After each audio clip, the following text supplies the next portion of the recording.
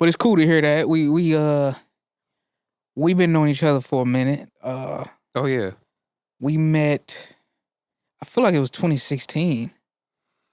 Yeah, You know what I'm saying? at least 15, 16. Yeah. Yeah, I think we met at a Columbus show. Yeah, and that was actually my first out of town show. So you've been with the experience the whole time. We Right. didn't even know it. Right. I mean, we've been homies for a minute. So, yeah, and I remember that show too, cause it was a lady named Jasmine. She put it together. Mm-hmm. With brown skin, curly hair, and she's still doing things too. Heart of It All fashion show. Heart of It All. Yep. Thank you. Man. Thank you. Yes, Heart of It All, man. I remember me and my cousins, they came, you know, I told them I had a show and they stayed down there. So I was just, you know, I'm telling them like, yo, it wasn't my first show, but it was, you know, me getting out there. And, you know, when I think about that, it makes me smile because it's like, them really is the origins of, you know, the grind and being out there with the Pure Power hat on, you know what I'm saying? And then meeting y'all, it was like instant energy. Oh yeah. It was like when I seen y'all, I already knew y'all. That's how I felt. Like, it's like, yo, my people's alright. I don't know why. It was just weird. Like, it was like automatic. I seen you and Johnny, and it was just automatic feeling. It was like, yo, man, you know, and y'all was like, that shit was dope. I was like, congratulating y'all, you know. So to be in that experience at the same time, like, it was definitely the origins, you know, beginnings in that journey. So, and I'm glad to be a part of it. So definitely, because it's still rolling, train ain't stopping. How long do you see yourself doing this? Oh man, until I die. Until I die, basically. But yeah, same. the next 15, 20. Till I'm capable. I mean, I guess just art in itself. Like, do you feel like you just want to stop it at a certain point, or like I definitely want to keep it going. Okay. I definitely want to keep the music going until I can't do the music anymore, but also expand in other brands of art too. That's why we got the photography lane. Visuals. That's what I see. And also like to write. I can see myself writing some scripts. That's another thing I'm looking into. Okay. So, safe word. Well, I can't even get there. We skipped the whole we skipped the whole 6-7 years. So, all right.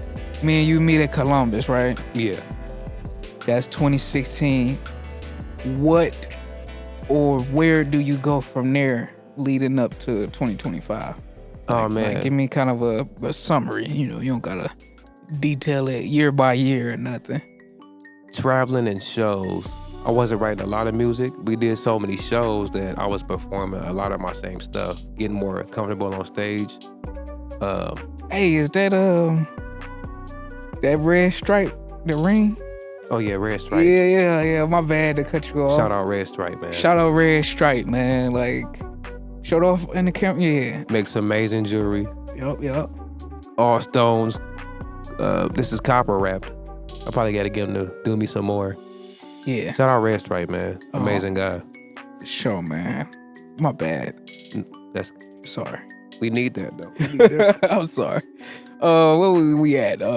Doing shows. You was doing the same song, so you was getting practice and stuff. You was continue. A lot of practice. I got used to talking to the crowd, how to move a crowd, how to read the language of the crowd, which songs fit for which particular crowd. A little traveling we did. New York, Atlanta. And that let me know what the people like as far as music, how your song resonates with people you may meet. Mm-hmm. Also, it got me into hosting also too. So that helped me. I never really had stage fright like that. I was always just ready. I'm always just ready. Oh, for Might real? feel a little nervous. Like, right, just normal, but you like it. Yeah, no stage fright. I can't even do that. But I always was ready for it. Like a dare, I was determined, ready for it. That's actually cool though, cause certain people gotta get over that first. And I would definitely say I'm one of them. I definitely had to adjust. But it was natural once I did. You know what I'm saying? Because playing in a band and doing concert band, marching band, you on the spot. So it was like, I was used to performing. You know, it was just more so now it's just me, myself, performing by myself rather than a band, you know, just coming from high school and stuff. Wow. But, you know, performing with a full band now is like a little bit less pressure rather than just a singular rapping, you know, just singer or whatever. But yeah, man, to be honest, I don't think a lot of artists are over that fright sometimes. You know what I mean?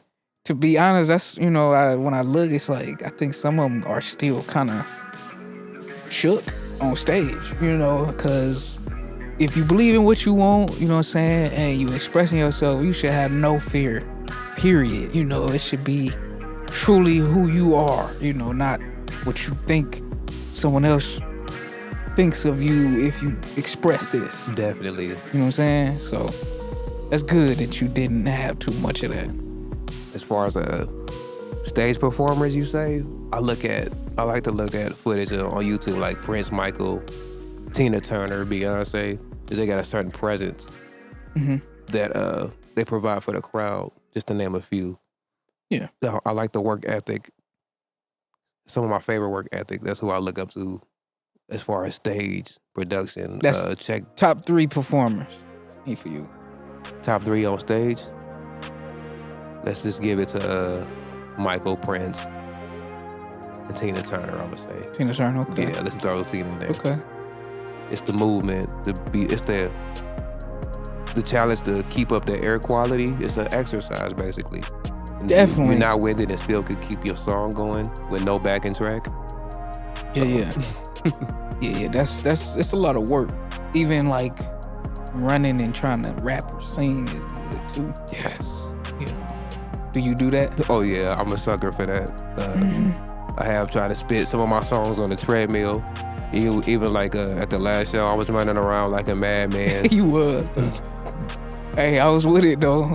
I was with it. We gotta bounce around the room. I'm gonna make a name for it. Pinball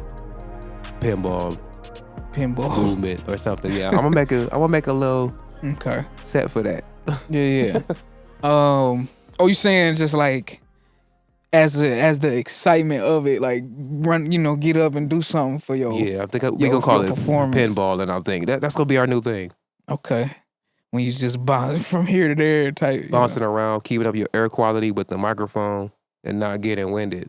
Being able to give your set, your music that all without being winded and still being able to perform and move around. Right. Yeah. So, okay, you know, you moving, you're traveling, you're doing different shows in different cities now, right? Yes. Now what is Throwback Tribe forming into at this point? Like, you know, as the years go by, what is it forming into, I guess? For you, you know, just by being the basis of, or your origins, you know what I'm saying? Yes, it's crazy. Throwback Tribe came from an 8-man rap group, 7-man rap group, look like the Wu-Tang Clan almost. Just switching up lost members, gang members, to switching up. And it looked like the Disney Channel for a little while. We had pop, rock. We had some other acts, you know. Then now, compared to now, it's a talent agency. We were never like a record label. So just imagine going from the Wu-Tang Clan, the Disney Channel, to now, I would say local, Midwestern, just talent agency. Okay. So it was an amazing move, actually.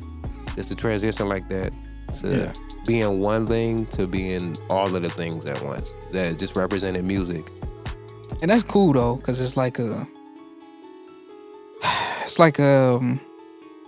a place to go and a hub to have a resource from. You know what I'm saying? Because I can definitely say, man, y'all definitely, most of my memorable times is with y'all. You know, like Tomo, you know, that was like me getting into my DJing at that time. Then COVID hit. Oh, yeah. You know what I'm saying? But that was a nice run, you know what I mean? And just being a part of that essence of that. And then full circle moment at Johnny's birthday bash. Yes. What was that? Last week. Yeah, Last week or a couple weeks ago. Like 2 weeks ago, yeah. So that was our first time back at Tomos, man, since the virus. So and that's crazy too. And it felt good being in there. Same people for real too. Like, you know, the sound guy, everything. Like it was, you know, he even said it like, I remember you, you know what I'm saying? So to be back in there was full circle for me as well. Now from, you know, we're gonna fast forward a little bit. Like you said, you know, more it's like a talent agency, just a resource hub type of deal. So yes. Where are you guys taking things now? Is it like what type of shows y'all doing? Like what, you know, are y'all focused on diversifying or just hip hop? Like what's the deal with that? I guess you could leave the hip hop section up to me, but like we've been dealing with a lot of rock and pop. Cause there was some good bands. Oh yeah, them bands, Making State. Mm-hmm. My guy Michael McFarland. I like when I see the band make effort.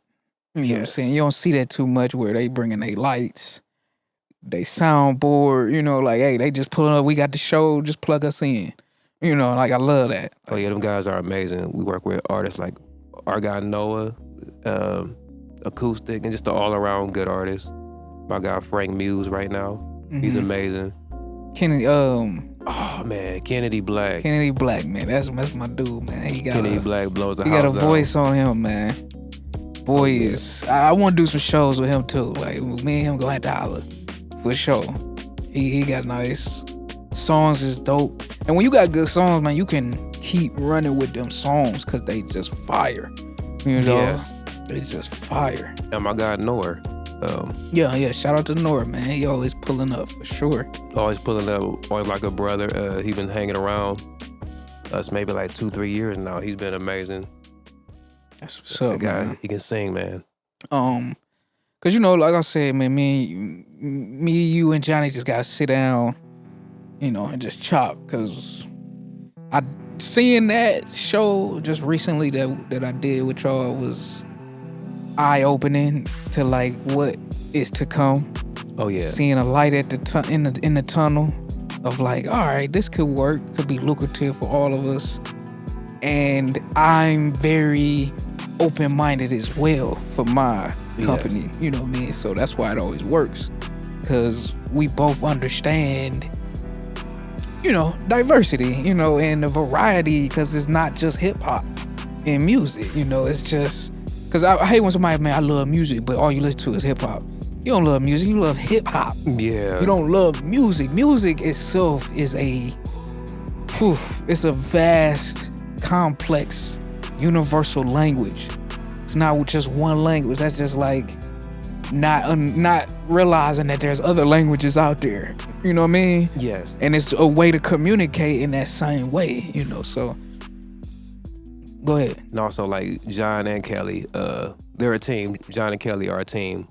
Kelly is good with like... Shout out to Kelly. Definitely. Shout out to Kelly. She's been around the game for years. You know, a lot of the local artists, a lot of the big artists she knows.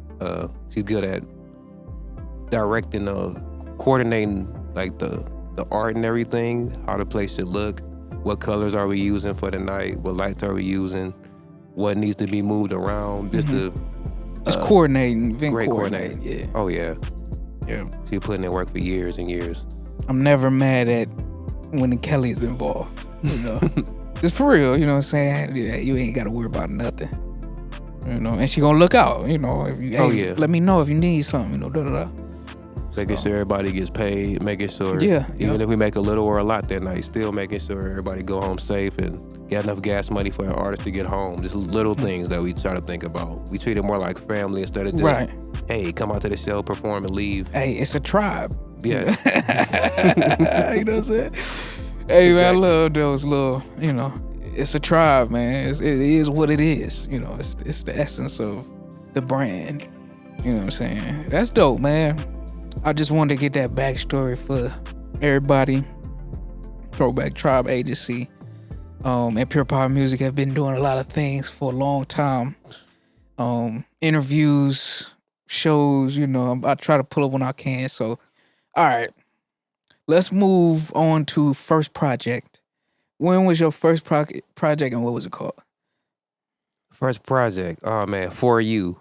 That was 2020 when I started taking more of the roles of putting out music serious because I host so many shows. That was 2020? Yep. Okay. All right. 2020. Damn, when was the virus? 2020, 2021? Mm-hmm. I released the right at least 3 months before the virus hit. And I took a little spiral. I think that kind of messed me up a little bit with the virus. Like it did us all. All of us, definitely a lot of people going through some stuff. Yeah, that was definitely my first little 4-song project. Mm-hmm. But before that, I had 11 a.m. No, 11 p.m. I'm sorry, 11 p.m. Yeah, that's what I'm saying. Like your first. Like the one, I don't care. First project. First project, that would be 11 p.m. Mm-hmm. That was just me getting my feet wet in the game. It was just a SoundCloud release. And it did good for what it was around that time. Yeah. I had my guys from Throwback, the hip-hop branch around that time. Mm-hmm. Like at least 7 songs produced by Lance Waste of Heart Riot. Okay. So that was a good thing.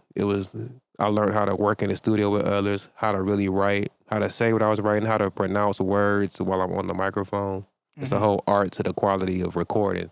That's something a lot of artists got to know and learn. And then after that, it was For You. Yeah. Right. Years later, For You. Okay. The 4-song project. Mm. That was pretty interesting. And like I said, we're going to jump around a little bit, but what is your favorite genre of music? It's funny. Oh man. Seriously, I would say 80s rock, hair metal, because it always just took me to a different place. That's really my favorite genre of music. Mm-hmm. You wouldn't even believe, I do play a lot of rap, but I always play a lot of R&B more than I play rap. 90s R&B, New Jack Swing, Teddy Riley. Okay. That's my favorite producer, besides you. Hey, I appreciate it. But yeah, definitely 80s rock.